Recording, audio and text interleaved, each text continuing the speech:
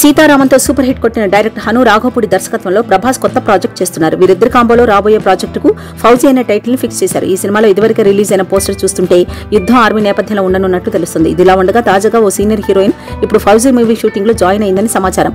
ఫౌజీ మూవీలో senior heroine Jayaprada కీలక పాత్రలో నటిస్తుందట. ఇటీవలే హీరోయిన్ ఇమాన్వితో కలిసి జయప్రద షూటింగ్ లో జాయిన్ అయిందని, ప్రస్తుతం వారిద్దరిపై కీలక సన్నివేశాలను చిత్రీకరిస్తున్నట్లు సమాచారం.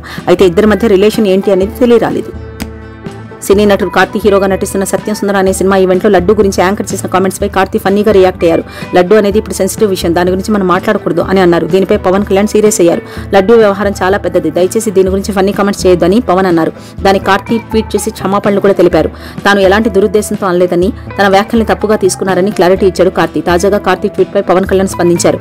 డేడు కార్తీ గారు, మన సంప్రదాయాల పట్ల మీకున్న గౌరవం, మీ దయ, వేగవంతమైన ప్రతిస్పందనను నేను హృదయపూర్వకంగా అభినందిస్తున్నాను. పవిత్ర సంస్థలకు సంబంధించిన విషయాలు లక్షలాది మంది భక్తుల భావోద్వేగంతో కూడి ఉంటుంది. కాబట్టి అలాంటి వాటిని జాగ్రత్తగా నిర్వహించడం మనందరికీ చాలా అవసరం. దీని వెనుక ఎటువంటి ఉద్దేశం లేకుండా నేను దీన్ని మీ దృష్టికి తీసుకురావాలనుకుంటున్నాను. అలాగే సూర్య జ్యోతిగా నిర్మిస్తున్న కార్తీ కొత్త చిత్రం సత్యం సుందరం విజయం సాధించాలని కోరుకుంటున్నాను అంటూ ట్వీట్ చేశారు పవన్.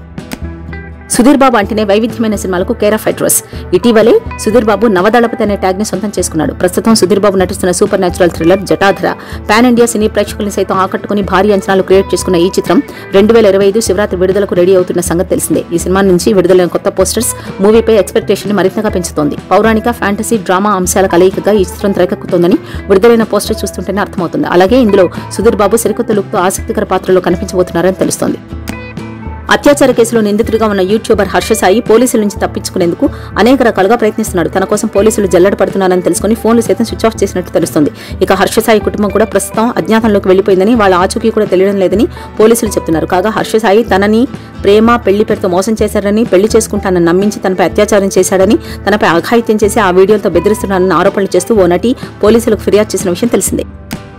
తెలుగు సినిమా పరిశ్రమే కాకుండా దేశవ్యాప్తంగా ఎదురుచూస్తున్న దేవర చిత్రం బాక్సాఫీస్ వద్ద రిలీజ్ కి ముందే హంగామా చేస్తోంది. జూనియర్ ఎన్టీఆర్, జాన్వీ కపూర్ జంటగా కొరటాల శివ దర్శకత్వంలో రూపొందించిన ఈ సినిమా అడ్వాన్స్ బుకింగ్ రూపంలో కలెక్షన్ల హల్చల్ క్రియేట్ చేస్తోంది. సెప్టెంబర్ 27వ తేదీ రిలీజ్ అవుతున్న ఈ సినిమా తొలి రోజు అడ్వాన్స్ బుకింగ్ 50 నుంచి 60 కోట్ల రూపాయలుగా నమోదైందని ట్రేడ్ వర్గాలు తెలిపాయి.